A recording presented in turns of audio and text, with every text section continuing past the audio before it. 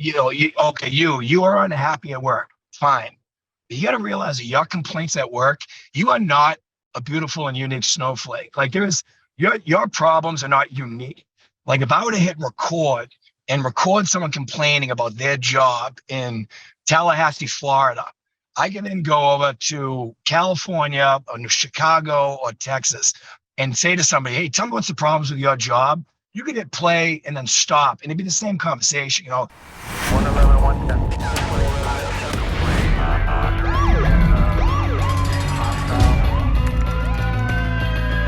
You training to be a street cop?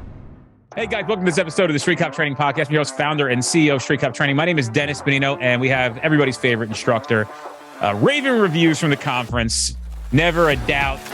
And that's not to discount anybody else's skills as an instructor. We have a fantastic lineup, as always. But you know him as the man who runs the gun game, the legend himself, somebody who will be talked about decades after he has perished from this earth. Tommy Brooks. I can't say what agency he's from, but it's not hard to figure it out as soon as you hear his accent. Yeah. So thank you for reading that directly from the card that I provided of my greatness. Thank you. Appreciate that. Dude, I have a question that just as we were talking a little bit before we started. When did you decide to start teaching? Like when did that happen? Yeah, great question, actually. So I was actually. Some cops come from different backgrounds. They did different things before they were cops. You had carpenters and plumbers or whatever. I never really had any adult job. I got on so young. My first job was working at a clerk at 14 years old, selling, newspapers and milk and cigarettes and stuff until I had my second job, which is delivering calzones, and then I became a cop. So the only adult job I was ever heading at is I was going to be a school teacher. So I was taking classes towards getting a master's in education. So I was very interested in that already. And so when I got on the police, under my first year, I started doing a lot of work with some of the plainclothes guys. And the plainclothes guys and girls, it was actually 5 males and a female. They used to help out at the academy, volunteering at the academy, like for going Louis tour. Like, hey, today, instead of going to your shift, come to the academy, do role players, but also talk to the recruits about plainclothes work. And I was so young and baby-faced, they were pulling me for some of this work. And I went with them. And so that was it. Kind of be part of these little pull-out groups, the academy, set them aside and talk about what plainclothes work was. And that was sort of my first foray into it. I think I did my first one in 2000. And so 23 years ago now, that was it. And then they seemed to be kind of detained by me a little bit. And they asked me, hey, you want to come put together a little street crimes thing in like 2001, I'd say. Maybe even towards the end of 2000. So I whipped together a little program I did, and I talked to the recruits about it. And it was very kind of off the cuff. In fact, if any cops in Massachusetts listen to this, they'll all probably know exactly what I'm talking about, because I joke that I'm the whore of Babylon. Like if you're in Massachusetts, like everyone has had me, at least at an academy level. And so that was it. I did that for years, and little by little, I started getting a little more and more serious. And then and I joke about being a nerd a lot, but it's true. And being that I am on the nerdy side, they tapped me to teach the criminal law and the constitutional law. So at one point I was teaching the criminal law, the con law, and then what was essentially the gangs class, which got labeled that around 2003, I'd say.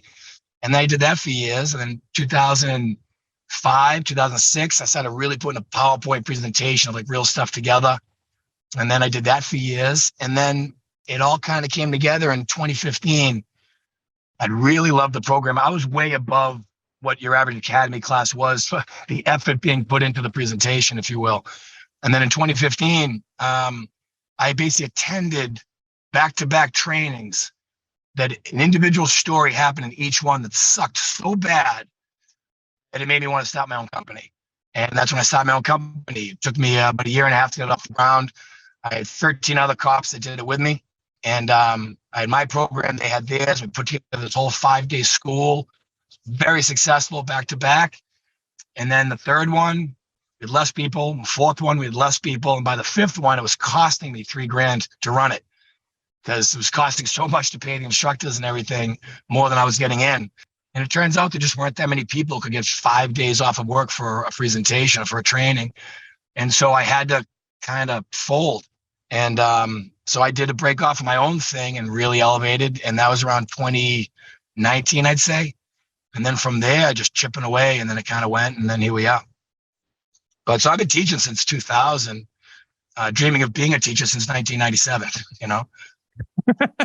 Dude, so you mean in 2000, how many years you have on the job at that time? 2 years, 3 years? I literally had a year and a half. Oh, wow. Yeah. I literally had a year and a half. And actually, I joke, I get on at the end of 98. So like my big show off thing is when people in a room talking about being cops, I can be like, yeah, well, you know, back in the 90s when I got on, it makes me sound like a real grandfather. I had about 13 months of 90s policing, but sounds awesome in a bar, you know? You know what? It's crazy because this morning I had a thought. I'm like, I feel fantastic, right? I just constantly think about like why I don't drink alcohol. I don't want to disturb my physical, my mental. I really have been on a real high at the moment. Of you and I share that. You know that. You know that I also don't drink. You also know that too. I think we talked about this. I also don't drink. Yeah, very I'm not against it like morally. I might have, if I go out 4 times a year and have 2 drinks, that's about what I am. So I'm similar. I'm similar like that with the drinker. So I guess because I don't want to disturb the momentum of how clear I am, where things are going, how I feel physically. People say to me like, why don't you drink? And I'm like, because I like the way I feel when I'm not drunk or hungover.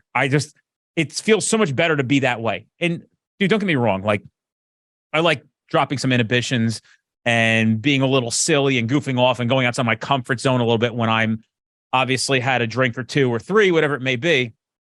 But overall, the price that you pay at 41 going on 42 for drinking like that it's 2 days worth of pain for 4 hours worth of fun. And the metrics don't measure up anymore. That's just the truth.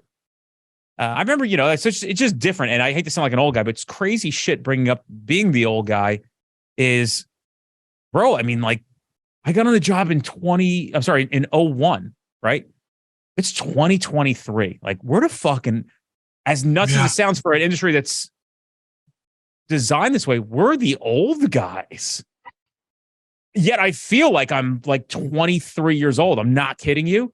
But I'm like, sometimes I don't even think, I'm like, man, most of my friends are like preparing for retirement. They're all, you know, significantly promoted people, lieutenants, captains, majors, chiefs, deputy chiefs. And I still feel like in my mind, like this rookie, I just feel like this new guy all the time still. And I don't know why I feel that way, but I'm often like, man, I feel like I just started in this shit. Yeah.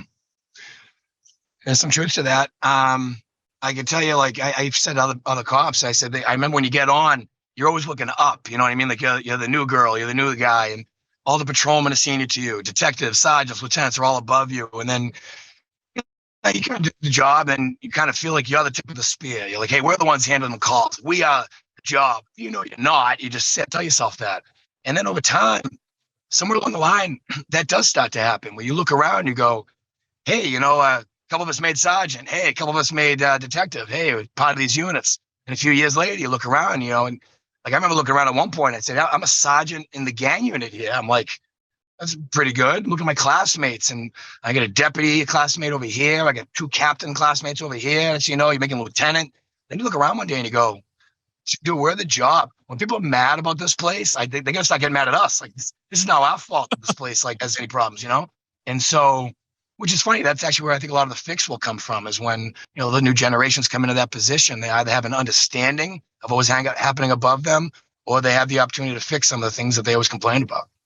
I think somebody has to have the brass tacks to essentially maneuver the momentum of the agency or historical toxicity and put a stop to it and start paving a new path. Because what I see often is agencies seem to be a perpetual cycle of the same shit over and over again because the fuckheads at the top recognize who the fuckheads are at the bottom that they can manipulate, and they just start bringing them up through the ranks. So at some point, whether it's somebody's a Trojan horse who's going to pretend to be a fuckhead, and as soon as they get where they need to be, fix all this shit.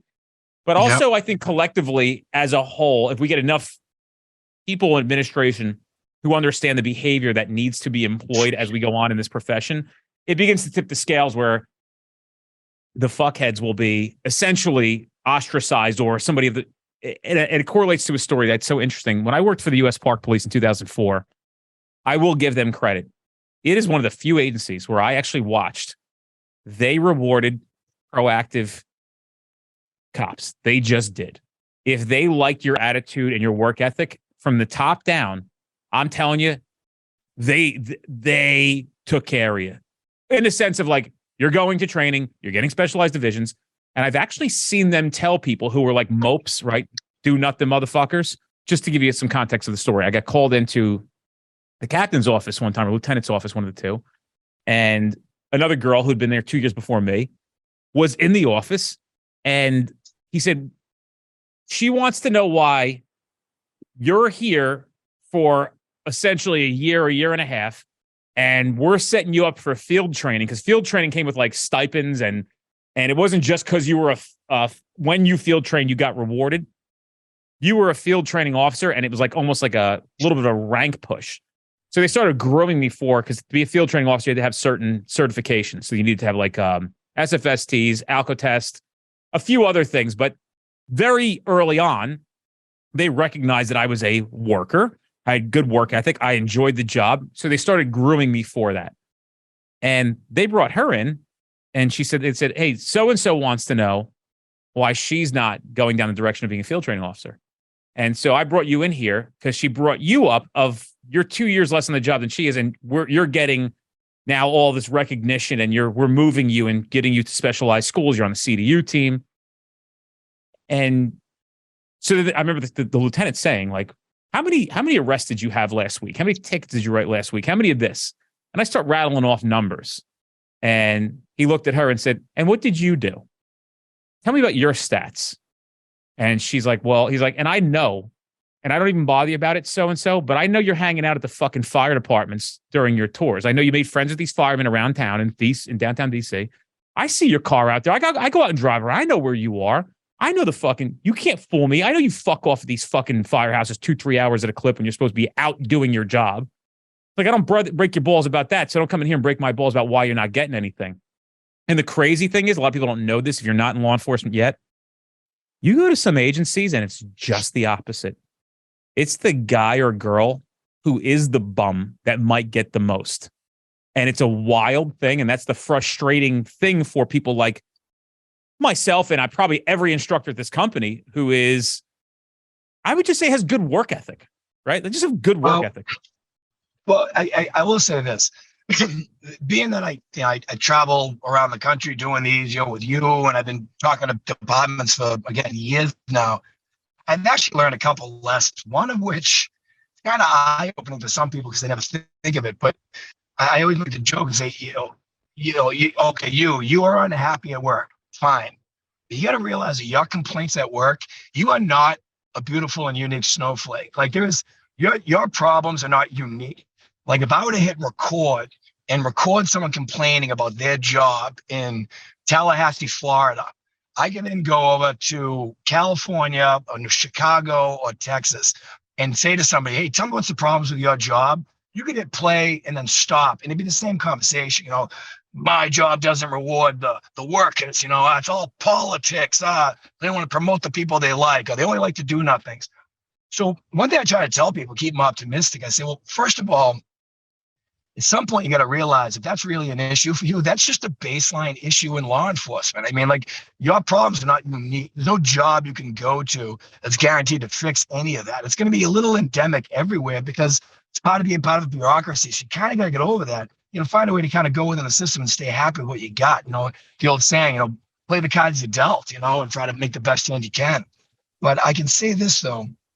A lot of times I think people are unhappy at work because I think what happens, I think we write a book in our head about what we want to do. Like, I'll use car chases as an example.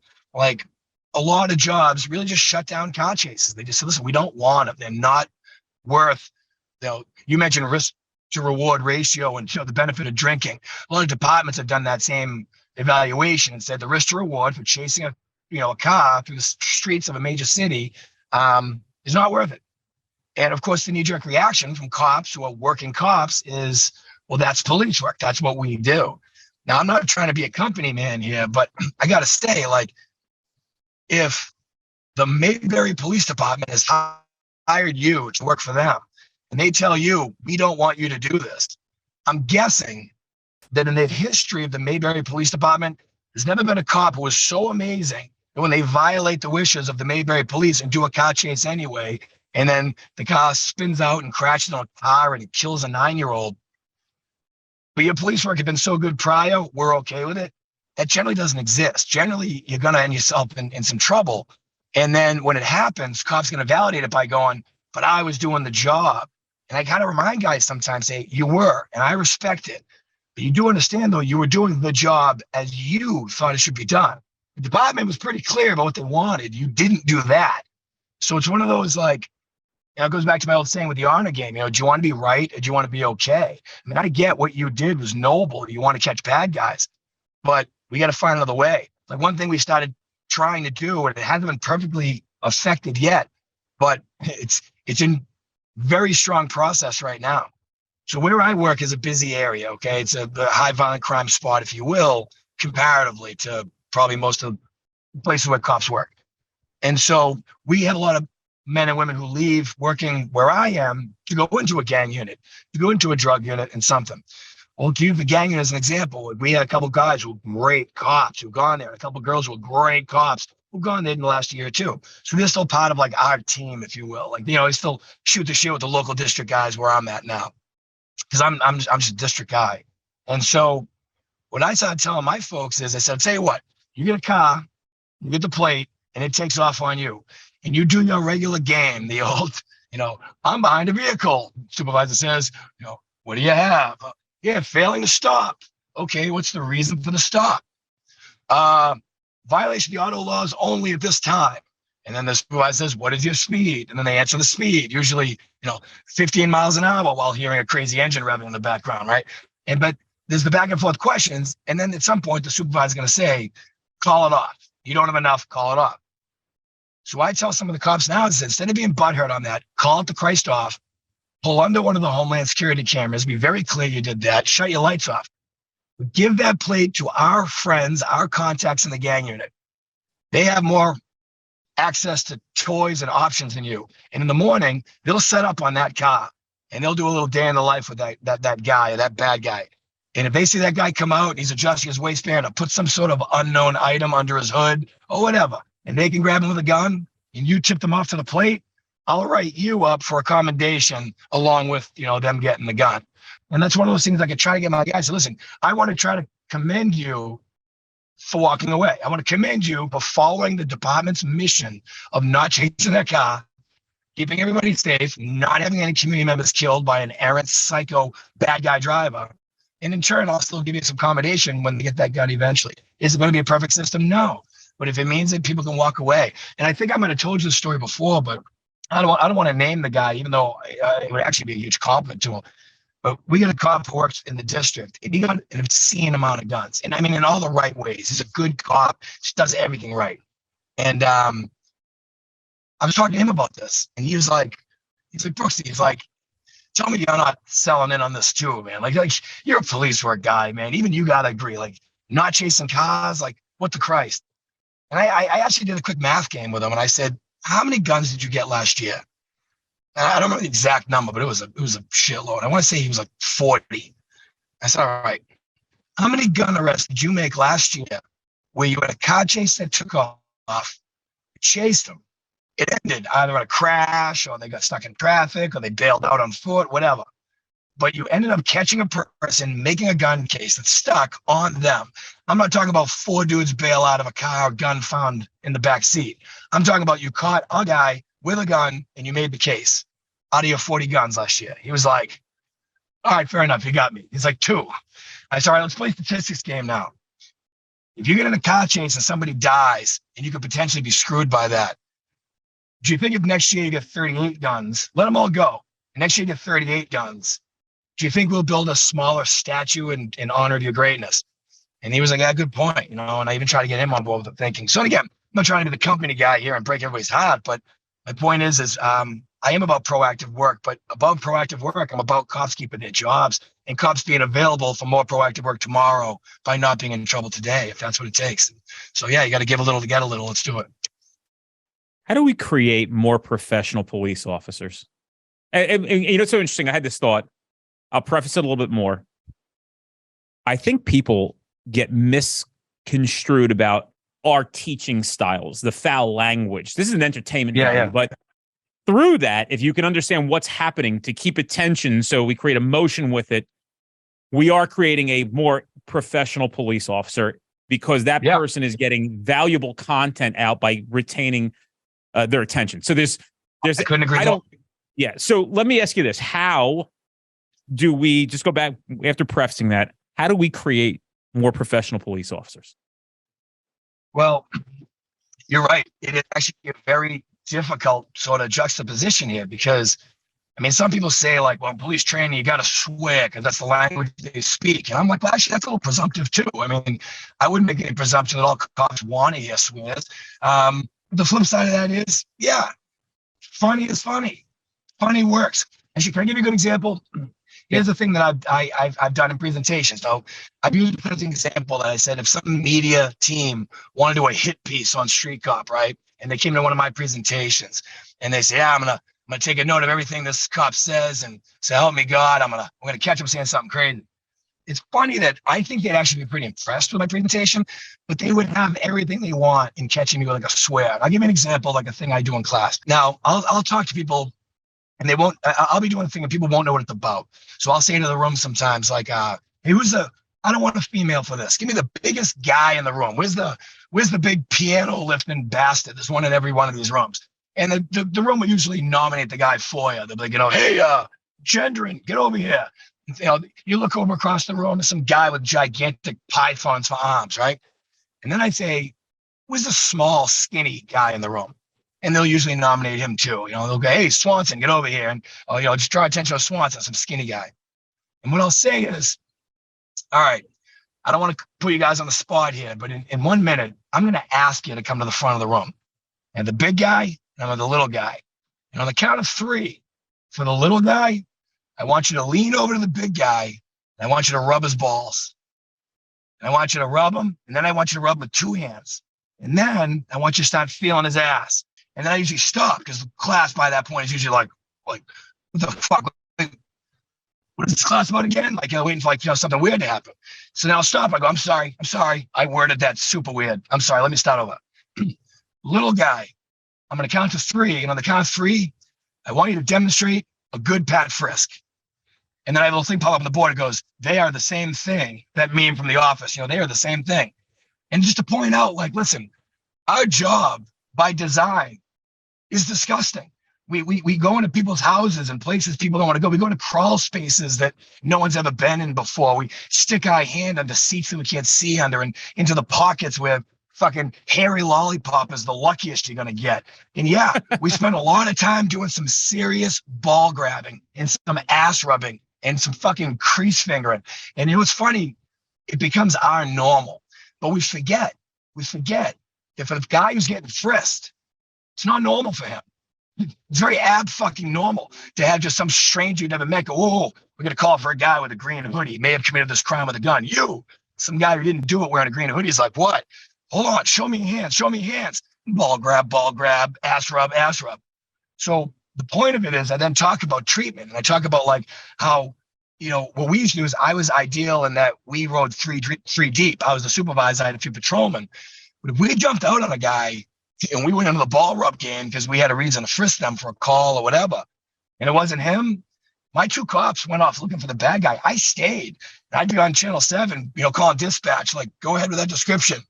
And say, guy 6'2.5", green hooded sweatshirt with black hat. And I'd be like, listen, man, would you have stopped you? Even if they're mad, I have a chance to talk and vent and decompress. And I'm proud to say in 24 years of being a quote jump out boy in plain clothes pretty much my entire career, I never had a single complaint for treatment. Part of which is I always stayed, I always communicated, I always explained, I always talked. My point to your point, in doing a presentation, I find it more effective to get everybody shock and awe by me declaring I want some guy to rub some guy's balls in front of everyone in the room and everybody go, Jesus Christ, what is this guy doing? It's actually a pretty effective point to remind cops that what we do is kind of gross and kind of offensive to the person on the receiving end of the old dick grabbery, you know? Well, yeah, dude. And then it's hard for people who are blasphemous or critical on the surface to understand what happened there, what the transition was, because they're like, oh, he curses too much. He's unprofessional.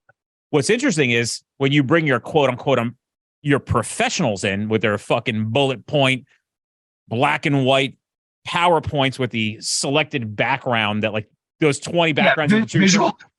Visual ambient. Yeah.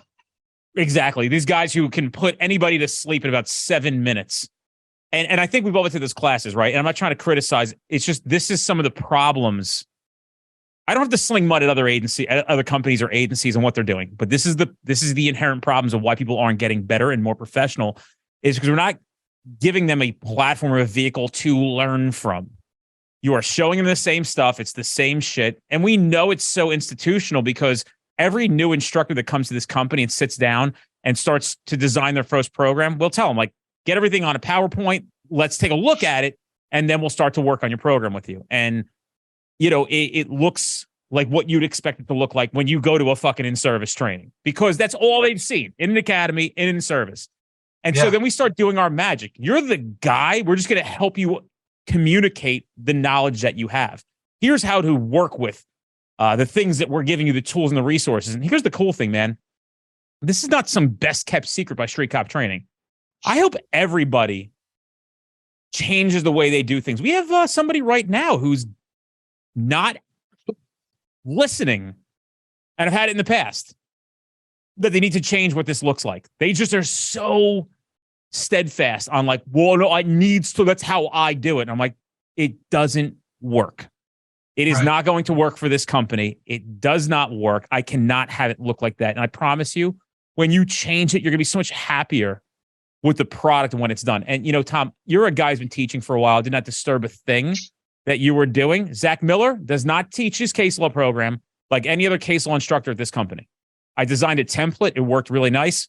90% of our case law instructors employ that template. It flows beautifully. It's a very nice product. The second product is very nice as well. It's very comprehensive. It's easy to learn from. The explanations are good. And then you look at Zach's, it's completely different. He has like groups where they work on and problem solve and this and that. Yep. And dude, when I watched it, I said, I don't want to disturb. This thing is beautiful. It's just a different way that I've done it. It's like when you write, I watch new supervisors come on and they're evaluating reports. This guy's report doesn't look like this guy's report. I like that other guy's report better. Well, hold on a second. That guy's report is no different than this guy's report. You're just seeing it the way that you like it. So he's got every ingredient that he needs for this report. Right. It's all there. Everything he needs. Because he doesn't do it in the style that you like it doesn't mean it's wrong. Everything he needs is there. That's the same report. It just looks different to you. Well, I think we have a responsibility, Les. And again, I know we use the word instructor a lot. I mean, I always use the word presenter or speaker because we've talked about this before. Like, I'm not just being coy on that. I'm saying quite literally, like, you're not certified in anything when you know my presentation. Like, you don't listen to me talk, and then now you go from nothing to reason suspicion. Or your reason suspicion now probable cause. You've been certified in what I'm telling you about. I joke and say that my presentation is probably the best report writing class in history because I'm just identifying all the things that people forget to mention, the things that people know they saw, but they don't realize these are all indicators of certain stuff. But with that, I'm adding to mine so constantly that it's never the same. But I'm just adding material. I'm adding design ideas, like the way I'll do stuff. Like, I'll give you an example. Like at the conference, personal opinion, right? If you'd ask me, people say, hey, who is your favorite speaker or your favorite whatever? And everyone's going to have their opinions. You know, someone's going to say, oh, Rob O'Neill, I love the story. Someone might say such and such, one of the instructors for Street Cop. My personal favorite for the week, I thought Nick German bodied that conference. I thought Nick German, I enjoyed it. I watched that whole thing. I didn't miss a single class. I thought Nick German was the best thing that happened all week. He didn't just have great information. He redesigned how social media classes are done. I mean, he literally at one point was calling people to the stage, unset up, not set up, and says to him, do you mind if I crawl into your fucking asshole here for a second? Kid's like, nah, have at it. He literally asked the kid his name, showed people right live time, live on the, in fact, remember he lost the internet for like 2 minutes And he was like, he must have been thinking in his head, this was like the fucking dream of being in your underwear in front of your class and shit. Thank God he got it back. He actually walked off stage, got like a little portable internet thing and fucking jumped back in. The kid doesn't break a sweat. But anyway, he's got this kid live on stage. And then with his name, was able to find out every subscription he's ever signed up for under his email address. And then showed them. You see this kid had like a fucking Etsy account and shit, right? And then on there was like 3 porn websites, which led to like the funniest fucking breakout of laughter. And it's like, you can't get better than this. And then he has this like phone call. I mean, it's pre-recorded. But he's got Tom Stack from Human Trafficking like call in and be like, hey, Nick, he's got like the font, like he's talking on like a FaceTime. He's like Nick in the middle of class. Like, oh, hold on a minute. I'm getting a call from Tom Stack. Like, he's like, hey, man, I got this human trap. I got this girl. I got to get her name. All I have the nickname Boo Boo in this photo. And then Nick fucking right there in live time on the computer, although this one was actually scripted.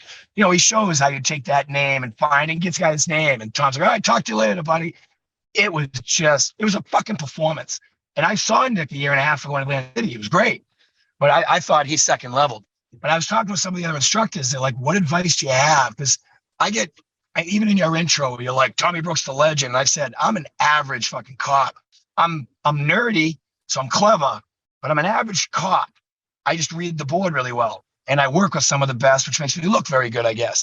But I am committed to being an exceptional presenter. I'm committed to being an exceptional speaker. So for that, I will always accept a compliment for like being a great, instructor or presenter. That said, when people ask me at the end of that week, dude, hey, Tommy, I really liked your presentation. Like, what do you suggest? And I was like, listen, whatever you take away from mine, go for it. But watch what Nick German did. He found new ways to his format even presented. So in full disclosure, I already called Nick and I go, dude, I want in on the incoming Nick German phone call. So I did this whole thing where like I filmed a shot of me going like, hey, Nick, I'm in a foot chase, buddy. This kid dropped the phone. It's ringing with this number. How can I find out who this is? And he's like, I'll call you right back, buddy. And like he does this, we have this whole thing. He already did a side-by-side screen. We already filmed it. And I added to my class and I did it in Pennsylvania. It was a fucking huge hit. My point is Nick is elevating everyone's game, Hey guys, if you're enjoying the Street Cop podcast, do us a favor and give us a review on iTunes or Spotify, wherever you're listening to us. Tell a friend. We don't charge anything for the episodes. We appreciate your support. Check us out on any social platform by putting into the search bar Street Cop Training. Give us a follow. We have a lot of free content coming out every single day that you might not catch here on the podcast, and it's important for you to be able to do your job more professionally, and we also entertain you as well. No bullshit. And dude, I call Nick German and sometimes push people his way when I'm like, if you want to design a great program, Nick German's program is probably one of the most well thought out. And I think it has a lot to do with him being a little bit of a tech nerd too, but which works for him, by the way. Yeah, for sure. I think it works. When we were at the conference, because you got to realize there's going to be some cops from my job, obviously watching this podcast. Why wouldn't they? I might, if the guy, from a girl from my job was on it. Right. And I'm sure in some ways they're probably like, Brooksy, go, say 8 out of 10 will be like, Brooksy, good for him. Yeah. I always knew we did this kind of stuff. 1 out of 10 is going to sit there and, be like, yeah, I'm more real than anyone around here. I should be in the podcast. And then you have that one other person who's just kind of in the middle, right? It's just the math of this job. You always say, block out the noise, the haters. Which, by the way, is why it took me forever to start doing these podcasts with you. I will confess that my insecurities of looking, I don't want to give you appearance, I'm pretending to be something I'm not. But that said, what's interesting is while we're in Nashville and same thing in Atlantic City, you're meeting 1,700 people who all want to shake your hand and take your picture. You got to realize back here at work, no one does that. Kenny Williams is Kenny Williams, but something tells me he doesn't walk around his PD and just run into people in the hallway and go, hey, man, can I get a photo with you? Like, it doesn't happen. So it was a very surreal week. It's false celebrityism. So we were joking one night. And like I said, I didn't drink that week. The only drink I had was at Kenny's little 3-hour thing on the Wednesday. Kenny made me promise. He goes, dude, I know you don't drink, but you're drinking a goddamn beer with me. And actually, to Kenny's credit, he talked to me to 3 of them that night. I still packed it in by about 11, because I'm a wuss. But that said, it was wild because we started saying like it was almost a borderline, made us feel like celebrities. So we started this whole thing where we go like, what celebrities would we be? Like if we were real life celebrities. And we basically declared that Kenny was Tom Hanks. He's like, everyone loves him. Put him in a movie. you're gonna make $1 million. Doesn't matter. The movie could suck. He'll make $1 million because everyone just loves him at this point. And then we're like, Brad Gilmore, he's Channing Tatum. Just take his fucking shirt off. He's gonna be awesome and he can dance. He's got all this crazy ass fucking skills, but he'll always just be known as completely beautiful. And we were going down the list, and I was like, Nick German is fucking Jeff Goldblum. I'm like, he's that deadpan, come in there, be awesome, and leave, and yet somehow like super deadpan, you know. By the way, we decided that I was Olaf from Frozen, just the goofy comic relief snowman, you know. Wait, now I got to know, who was I? Everybody, we never locked in what you were. We pretty much decided that you were that guy in Hollywood with the big cigar who decides who's going to be in the movie. So you were essentially like, I think this will work just fine. So we put you so high up, you didn't get a role, you know. You were more of a character type. I'm glad I'm not a Harvey Weinstein. I appreciate that. Oh, Jesus, God, no. Fuck, I didn't even play in that humor. Yeah, fuck him. When people like who work with this company say like, oh, I work for you, you're my boss. I'm like, no, we all work together. We're just a partnership here, right? That's it. We just all have different roles, that. Right? We're just different roles. I don't want anybody to think that I'm any better than anybody here. I'm just the leader of the ship here. I'm the captain. So, you know, it may appear like I have more say over things, but I respect everybody equally. So much so that I have to do unpopular things at times. That sounds a little fucking contradictory. And then a lot of people say like, now I get why that had to happen. And I'm like, yes, I do it because I care. And I don't do it because it's self-serving in any way. And, you know, sometimes I just have to go, let me just get this and you're going to understand why I don't have to explain it right now. Just let me do it. Sure. And I think it's a trust that you build over the years. But, you know, earlier, I just didn't want to pass by this. You said you try to do your best to keep them optimistic and versus pessimism. And, you know, it's so interesting because in this industry, and I'm even guilty of spoofing on the pessimism, but I also try to shine a lot of light on the optimism. We know that cops are coming to this job. We know that this profession is never going to end. It'll outlive us by thousands and thousands and thousands of years. It has been for a long time, and it will be far after we're gone. So knowing that, you're going to come to work anyway. Why would you choose to see it pessimistic? Why don't we start choose to see it in an optimistic standpoint? And it's a hard thing to do. I get it because human beings are naturally pessimistic. Most of us who got into the police work field came from lower middle class, maybe even poverty. So you're born into pessimistic behavior. You got to sort of acknowledge these things about where does your psyche come from? You know, how are you thinking? Where is it coming from? And who are the people you're working with? Where do they come from? So it's pessimism, toxicity. But the reality is like you can make a decision today to start seeing this as an opportunity to be optimistic and see this job very differently. And dude, that's a big unlock for a lot of people to release themselves from the burden of pessimism of like, I didn't get the canine. How come I didn't get the award? How come they got the award? Everybody knows that person should have been promoted, right? Like if you should have goals, but also recognize that the game is not played fairly. It's not a fairly played game. It just isn't. So then you can create your own game and play it fairly to your rules. I came in today and did the best that I could. This is a fair game. What did Dennis do? What did Tommy do today? And did you play this game at its highest level? So it's important. I mean, even today, some guy wrote on the Instagram thing, and I, probably hear it in the podcast. We cited, it just reminded me of how fucking pessimistic everybody is. And I'm trying to help shed light on why we should be optimistic. And in the face of criticism, we constantly show up. But this guy wrote, there was a slide deck, and one of them says, a routine, talk about Arizona Vegan, and it said a routine traffic stop, and some guy jumps in and writes, there's no such thing as a fucking routine traffic stop. Yeah, exactly. We call it an unknown. Yeah. And let me, and I saw all these comments back. People were razzing him. It's funny. And I said, dude, it had nothing to do with us. This is the language that the U.S. Supreme Court put out in their opinion regarding Arizona Vegan. This is the ruling. So we literally copied and pasted it in here. It's not the street cop language. So why are we so quick to jump on this? I got you once.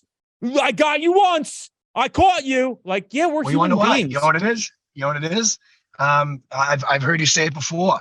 it's the man in the arena, it's easy for him to sit there and I caught Street Cop saying something stupid.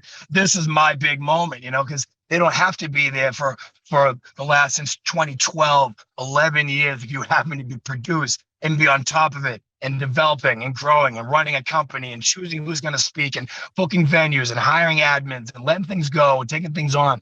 So yeah, it's easy for one guy to sit there at his keyboard one day and go, I can slide one firecracker under the door. I'm going to get him, Yeah, dude. So, but the cool, and I show Kenny's video, and this is going to probably emphasize the point that I'm getting to here. The last part of Proactive Patrol, there's a video of Kenny, and I'm basically going over a very amateur way of seeing and understanding and starting to trigger the brain to understand what behavior looks like, how to start picking apart a story. It's very amateurish. Even though I think people who have a lot of skills will still find some cool nuggets in it, because I got to tell you, I still find nuggets in it. And I don't think I'm not proclaiming to be Sean Grogan, right? We just had a video the other day. I said, call Grogan, have him dictate it. They're like, well, we want you to do it. I go, there's no reason for me to do it. That's his fucking forte. I know more than the average Joe. He's an expert on body language. This is what he teaches. So he went through. Well, Kenny did a video with him recently. It was awesome. Yeah. So at the end of this video, at the end of the class, I play this video, and essentially it's this traffic stop from Kenny's car stop where he found 3 kilos of heroin in 2014. So I preface it like this. Hey, listen, I've been teaching this class for a long time and showing this video a long time. Why do I show Kenny's video? Because I did not have a video to emphasize these points.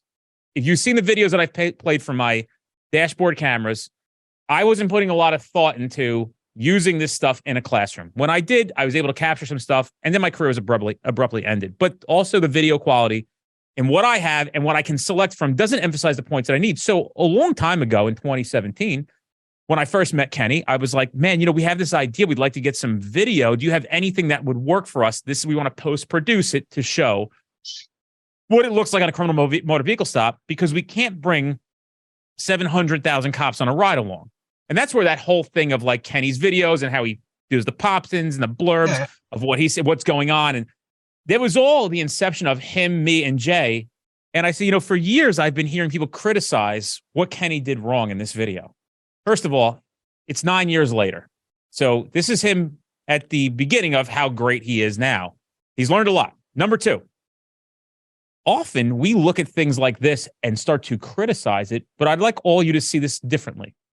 You might be looking at this video saying, oh, I wouldn't have done that. I would have pat frisked him. I wouldn't have him have the AirPods on. I wouldn't have him sit in the car like that. I would have done this. I would have done that. When you get 3 kilos of heroin on a traffic stop, like when you call up and say, I found 4, then you can sit here and criticize this video. Until then, look at this video this way. Here's a guy who went outside of his comfort zone, and I warned him that he'd be criticized for this video for anything they can find. And they're gonna throw it in your face. And they did it in the beginning. That was one of his biggest hangups. And I said, but if you look at this video and say, what a gift. Guy was so nice. He's obviously got some skill set where he's not perfect, but he's got something he wants to share with us. And he's willing to hang his ass out there, for criticism, right? I said that. We always, as instructors here, open up our essentially, if you can imagine, like a trench coat, and we're vulnerable underneath. We're naked in front of you. I've used that analogy. No shit. It is. It's like we are very, very exposed. You know what I mean? Can I share with you one that I run into a lot? Like a lot. Oh, let me finish my last thought, and you can do this one. But the thought is like, start seeing things as what a gift, right? Like not like, like this is great that they did this. I've had guys critique classes or the conference and like, hey, I didn't like the flavor of the coffee. Like, hey, we also asked for good feedback too. Well, yeah, the thing was fantastic. And now after we say this, I'm like, was there anything good? Like, yeah, the whole thing was great, but the coffee was like warm, just so you know, like it wasn't hot the way that I like it. And there was no milk by the time I got to it. And I'm like, okay, right? But then I try to understand from my perspective of like, why is this person acting like this? It would be just as bad for me to say, well, fuck that guy. And I go, there's validity to this. Let me try to unpack where that came from for this person. So I am not somebody who's saying like, fuck you, but we'll appreciate this stuff. I'm like, why do you think that way? How do we change that? And did I do something wrong? And can I fix it too? So I take into account what your complaints are, but let's all start to behave in a way that like, isn't this great? Right? Like, anyway, go ahead. Well, no, I'm saying one of the problems I run into a lot. So I'm sure you don't read many of the feeds and stuff, but like I'll post a thing for a class, right? And every so often I would post one of the feedback things I get. Now, I'm not exaggerating when I tell you in a given week, I get between 5 and 15 text messages or emails of someone telling me that they got a gun from the class. Like, hey, when you talked about this, I saw it. And I get a lot of people sharing their stuff with me now. A lot of people sending me their body cams. So I do a whole thing in my presentation where whenever I bring up a point, I show something that's from, my job, because I want to show off the cops where I work and show what great work they're doing. But then I'll show one from somewhere in the country that someone sent me. Like, here's one from Florida, here's from New Jersey, here's one from Chicago, whatever. And it does two things. One, it shows that these concepts are quite universal, actually, and they're all over the place. Also, it takes it from being like the us and my PD show and say, hey, we're just the ones communicating this. This is everywhere. But what ends up happening is this. I post like the text message, like that someone says, hey, had your class last week, saw this guy. He had all the babies you talked about. They'll list some of them. They'll say, end up looking, I had 2 guns under the seat, one with an extended mag. Thanks for the class. Great job. And I post that on Facebook or whatever. Without fail, I'll have a handful of people, hey, like, 150 likes, whatever. And then some fuckhead every time. Oh, I want to know what the crime was. And I get it. You're a Second Amendment guy. I'm a Second Amendment guy. I'm not against guns here, pal. But they go on these diatribes, and the way it gets nasty. Guys will be like, every time I see this class advertised, I throw up in my mouth a little bit. And someone will hop on that, be like, apparently this guy lives up there in the liberal Northeast where apparently guns are a problem. And my favorite one recently was some guy writes, I don't think where I work I've ever pulled over a single car that didn't have a gun in it. Spare me. And I just want to sit there and say to myself, like, do you guys have any idea how much you are just showing your own fucking self here? Like, tell me you don't know what gang violence is without telling me you don't know what gang violence is. Like, clearly you don't work in an area where there are factions of individuals, hundreds of them, that pocket these groups that vary between 7 and 60, where they just rove into these rival neighborhoods and shoot each other in the streets in the name of reputation. And it's a Hatfield and McCoys on fucking steroids, exemplified and exponentially made across a city that leads to 3 square miles suffering fucking 20 to 30 homicides every single year, and all of the youth. And it's devastating. And you think that when this kid texted me, it's because he pulled over some 45-year-old guy with a license to carry, or who lives in an open carry state where he has no felonies, and just ripped this guy out of a car and took this gun and texted me, like, get the fuck out of here and stop telling me how stupid you are online. But I can't say any of that. I have to just take it on the chin. And then someone else like, this class makes me sick. And the thing that kills me is I'm like, is this just a Tommy problem? Like, is it just a gun thing? Like, when Kenny posts, hey, here's a video of me finding some guy carrying a load of $250,000. Like, do people post on Kenny's shit like, how do you know he wasn't coming from a casino? Money's not illegal. Oh, they write this that. class They do. makes me sick. Do they? Good. As I said before, I go, when Brad finds a trap with fucking, a bag of 8,000 fucking OxyContin pills, or someone go like, how do you know he doesn't work for a pharmacy distributor? Yeah, like, they do it. Yep. Oh, thank God. I thought it was me. No. And I never apply, but I fucking bite my goddamn fist over it. Here's what I get. I get this one. I get, yeah, everybody's spending money in his classes. That's why he can afford a $600 belt. Guys, I've been working my face off since I'm about fucking 12. I was, and I've said it before. That's the first one. I don't want to go back through this story again. I mean, I outside of street cop training, you guys have no idea about my life, the sacrifices that I've made while you were all fucking drinking beer and fucking off playing cornhole. I'm flipping houses. I'm fucking working on houses. I'm getting my real estate license. I'm putting real estate. You think I'm not just a worker here? Here's the second one. Guy's on a job 14 fucking years, thinks he knows everything. Guy fucking was a cop for 4 seconds. Like, are you insane? Like, think about when you say something like that. I could almost guarantee you my knowledge basis at my year 10 was far surpassed most 99% of cops at year 25. Why? Because I treated that like I treat everything else. I wanted to be the best at it, so I constantly self-educated. So, yeah, I was a guy 7 years on the job who were like, hey, run this past Benino, see if it's case law compliant, see if the Constitution, if what we did today, and you got command staff saying everything. So in my mind, I want people to know that like, I think this is, in some weird way, I'm going to go holy here a little bit.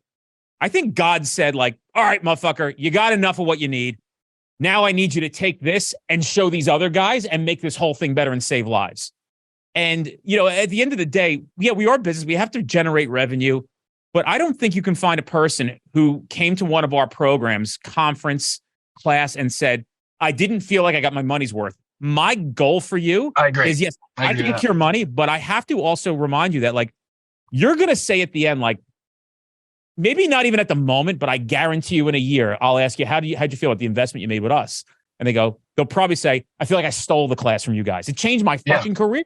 I'm a sergeant now because of that. I get 30 hours of overtime a month just on the fact that I know how to fucking do this stuff. Hey, I got selected for the DA task force. Hey, I'm the case law guy. We just fixed the academy. There's 25 new recruits going, you know, so all these great things come out of what?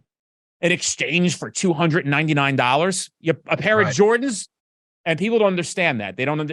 So let me say something real quick, and it's not a Tommy problem, it's a them problem.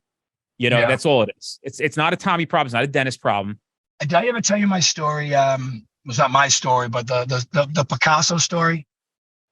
Did I tell you that? No, tell me about that. When people come to you and say, "Hey, Dennis, you know, like I want to do what you're doing." Okay, yeah, all right. You know, no, tell it, because people are gonna don't leave them hanging, Tom. Talk about you and I today, or ever. That's a good point. Yeah, good point. Well, basically, the story goes like this: when someone wants to judge someone like you and say, "Hey, I just want to sit back and do podcasts and collect up all this money," or "Hey, Tommy, you're out here. You go to travel to DC for a day, or Chicago, or Baltimore, or wherever, talk for one day and get paid cash." Like I want to be able to talk for 8 hours and get paid cash. They don't know what went into it. They don't know all the years of work that you weren't paid for, all the hours you spent on the computer. So the story goes like this. Pablo Picasso, the famous painter, is an old man. He's in his 70s. He's in a coffee shop and he's drinking a coffee.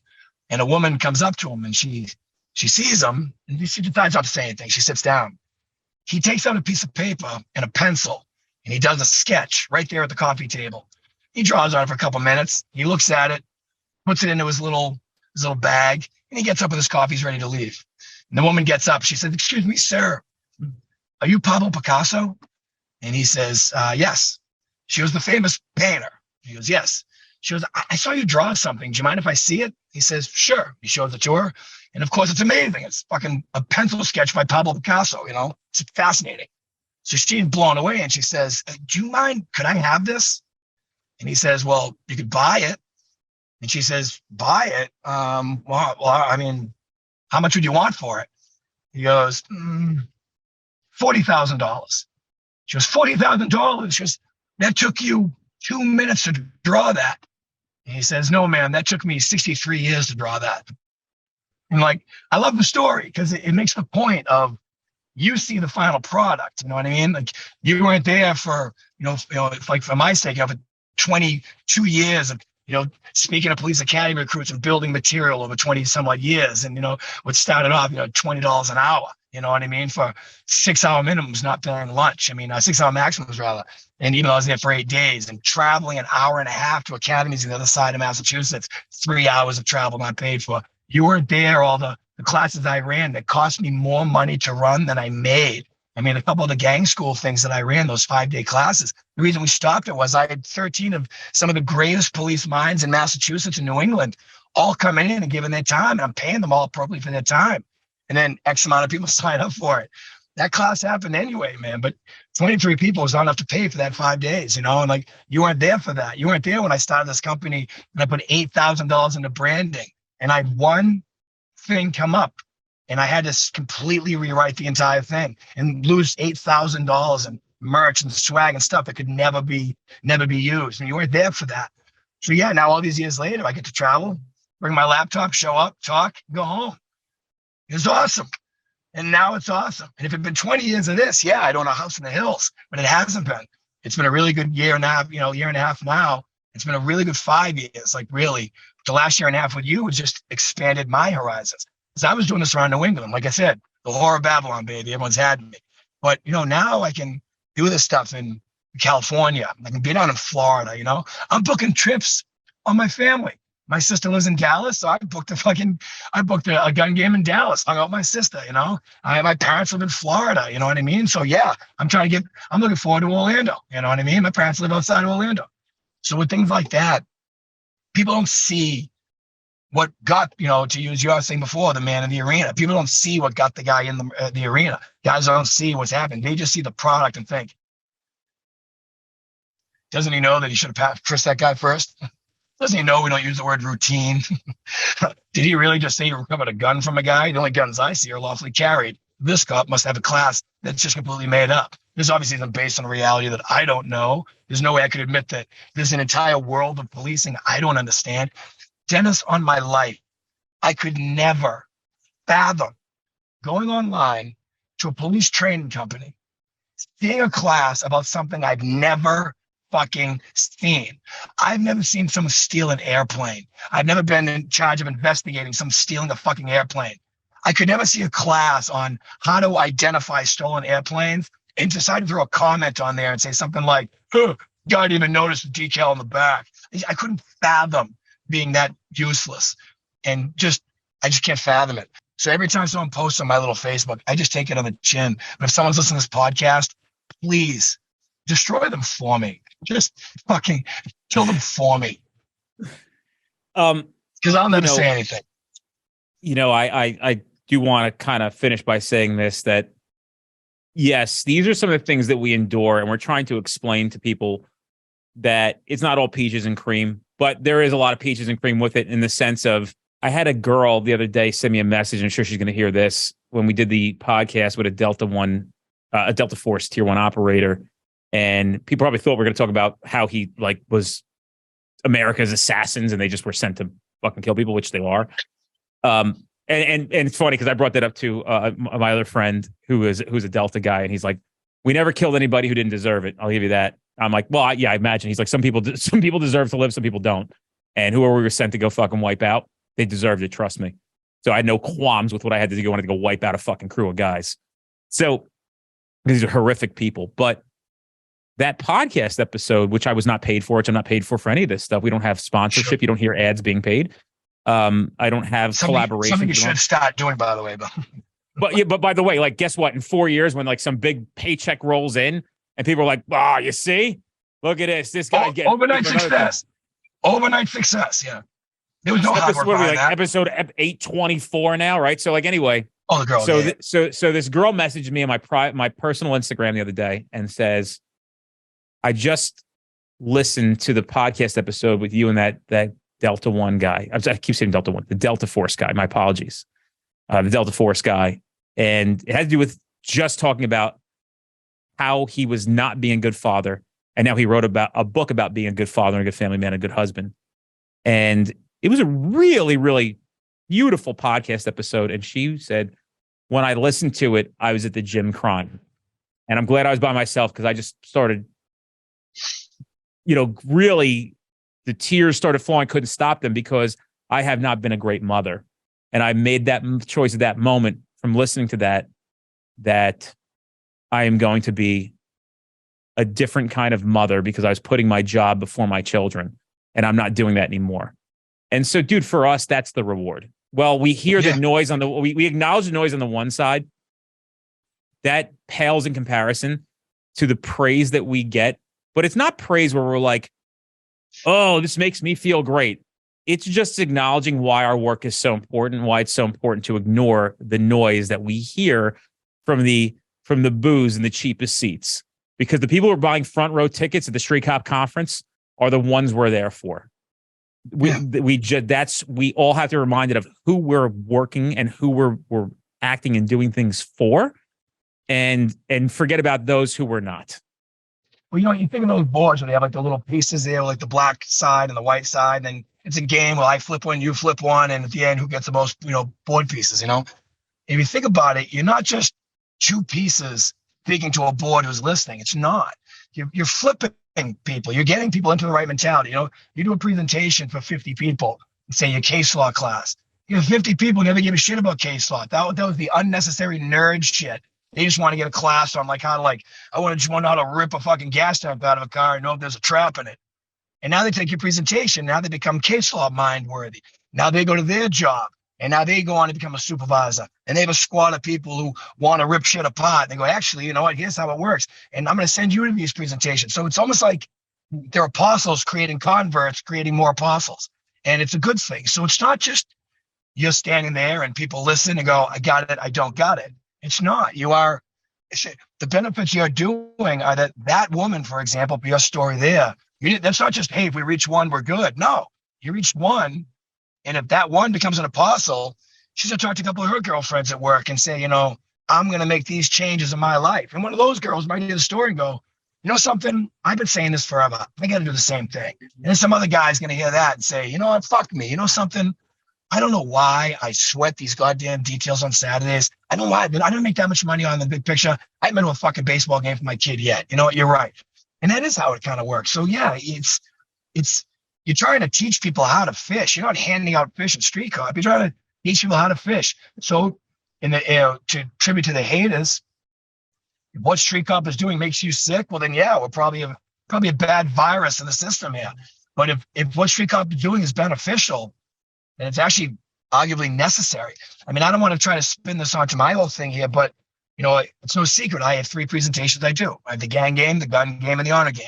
The gun game is the sexy blonde and the Lamborghini. There's no arguing about that. Everybody signs up for that one. Everyone loves it. It's fucking great. It's entertaining. You learn how people go to jail. Fucking great. The gang game is very niche. It's, if you deal with gangs, there's a very mentality thing that cops who do gang stuff love to fucking learn about. The honor game is the most universal. I've said before, people say, what is the honor game? And I'm like, ask every cop in America, when were you at work that you were afraid? What is it at your job where you go, oh my God, I'm a cop, but I admit I'm afraid. It's not domestics. It's not car stops late at night. It's not vehicle interactions with more than 3 occupants. Cops will tell you across the board, universally, on the Family Feud board, I'm afraid of 2 things. My administration and potential for false community complaints. And we'll put $1 billion a year to sending cops to training on interdiction and gun recoveries, drug investigations and sexual assault and human trafficking and interview interrogation, all of it. We won't spend $1 talking to cops on how to navigate living in 2023 while you're afraid of your administration and potential community complaints. And so the idea of the honor game is it's just that. And as people know, I couldn't fill a goddamn seat. I was in New Jersey. I had gun game on Monday, honor game on Tuesday. We had 124 people at the gun game. I had 5 on Tuesday for the honor game. And everyone said, you canceling? I said, fuck no. One of the principles of the honor game is that I would never cancel a goddamn class. If one person's showing up, I would have talked in their face. Fuck, we would have done lunch. I would have been driving in my car, getting lunch and just fucking spitting ideas. But the point is, they say, what's crazy is the honor game is about you. If there's one class that I would suggest someone take, I'm like, I would take the honor game. But the moral of the story on that is that all the haters, from whether it's a media standpoint or people just don't know what street cop represents, people think that'll hop on here and talk about your arms as actually contribution. The one thing I'll say is this. I suggest them sign up for the honor game. I'll give them a fucking media rep for free if they really want it. Because they'd leave there and be like, holy fuck. That was a goddamn Pixar movie. I laughed and I fucking cried at one point, And that's what I think people don't see about us. And you've said it before, it's intelligence is a regular thread. And I say, yeah, well, you know how you sell that intelligence? Through comedy. You know how you sell that comedy? Through swearing and a couple dick jokes, well-placed and well-formed. And you put that in with information and message that's necessary. And we're out here trying to convert apostles to be good people, to be proactive, but to care about your community. Do not interfere your administration anymore by finding ways to play within the lines, then yeah, I'd say that street cop is actually a necessity. I think that's a good note to end this thing on. Honor game, gun game, well, not gun game, honor game and gang game on demand, right? Yeah, so what happened was I just wasn't going to travel for 5 people forever, but I wanted to get it out there. So we filmed the gang game. It's on demand. People want it. I'm hoping that people start getting into it. It's selling. I get the little notifications that people buy it. It's great. But not what I would have thought it was. But ironically, the gang game is 5 times outsold the honor game. In fact, as I'm speaking to you right now, I think the honor game has only sold 6. That's it. And honestly, the existence of the honor game is the fact that I've had about 4,000 people attend the gun game over the years, and I've had 6 people sign up for the honor game. Is the reason the honor game exists. It's ironic. It's the thing that we just don't understand. It's probably the most universal. I just did it in Williamsport. That's why my voice was blown up. I sound like I've been eating tree bark for 3 days. But I did back-to-back class in Williamsport, and like I was even talking to the chief, a great guy, this guy Snyder, and but he was saying, he was like, God damn it, he was like, never thought that would be what it was, you know. It was like, it was entertaining, it was funny, but eye-opening and all. And I said, it is. It's just, but nobody will ever see it because I sit it right next to the gun game, which again is the the sexy brunette with the fucking with the highway curves, and just the honor game looks like the hippy dippy thing your administration would send you to. So I just want to say the honor game is a very, very interesting presentation, but there's plenty of dick jokes too. So, come along. Well, I appreciate you taking the time. If you want to find more Tommy stuff, streetcop.com. You can search and buy Instructor. Oh, yeah. This is where you can find all our programs. And man, you guys, we are anything that this logo on it you can trust is going to be valuable. And we keep that standard pretty high. So, Street Cop University essentially is the university you probably want to be at as if you're a law enforcement professional. But anyway, Tom, I appreciate it, man. I got to run. Thanks, fella. I'll talk to you soon.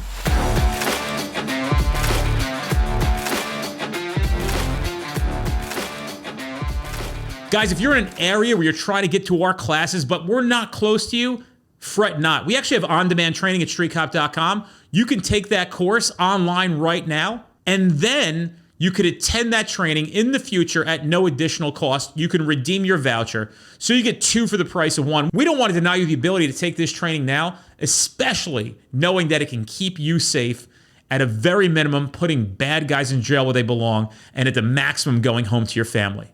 Check out streetcop.com for that offer.